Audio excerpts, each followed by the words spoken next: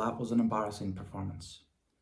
Maybe this is complete recency bias, but it felt like that was the most unrecognisable we've been in a high-profile game since Jurgen Klopp took charge of the football club. Do this group of players really need the Anfield atmosphere to get them going? Look, I'm not one to blast my team for losing a game of football or for putting in a poor performance, but that second half performance tonight was pathetic. I've mentioned it in my previous videos that not many of us expected Liverpool to pull up many trees this season. I think the majority of us accepted that this would be a transitional season, given the complete overhaul of the midfield in the summer and given that the likes of Darwin Núñez and Cody Gakpo are still finding their feet. The game tonight couldn't have started any better. We started on the front foot and we went ahead through Mohamed Salah penalty inside 10 minutes. The forwards in particular were interchanging positions to move around the Atalanta backline, who employ this man-to-man marking system under Gasperini, and we were causing them all sorts of problems. Liverpool tried to use Alisson to start as many attacks as possible, as he was the only unmarked player that we had given the way that Atalanta had set up. But Atalanta weren't getting sucked in by Liverpool's obvious attempts to lure them in, especially in the second half.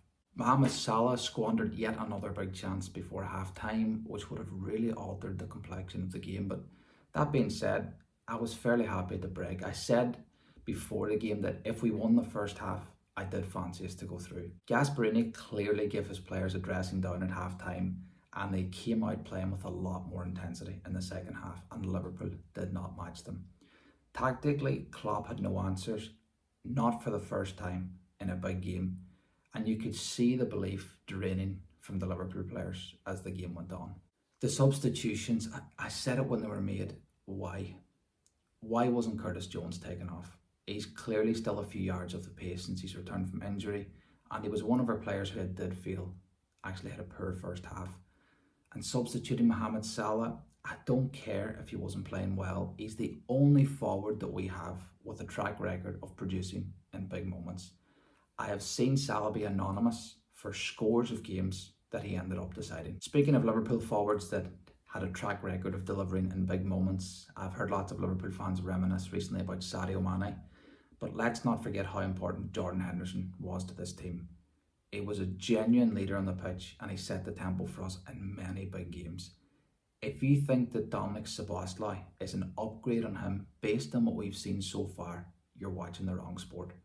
If he was called Dominic Henderson, he would have been watching that game tonight from the stands. All I wanted to see from Liverpool tonight was a performance. If we didn't go through, fair enough. We did leave ourselves with a real mountain to climb. Heavy metal football, intensity is our identity. Nonsense. Alisson Becker had the most touches of any Liverpool player tonight in a game that we needed to win by 3 goals. Not one player, aside from maybe Trent Alexander-Arnold in the first half, took responsibility and tried to drive the team forward. The last thing that I wanted to say is that Atalanta were fantastic and thoroughly deserved to go through.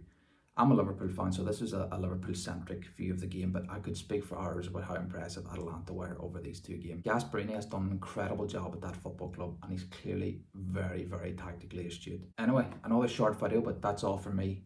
I'd be really keen to hear everyone else's thoughts on the game, Liverpool fans or not.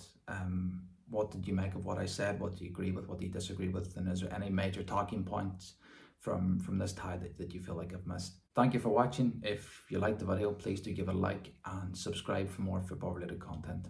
Cheers.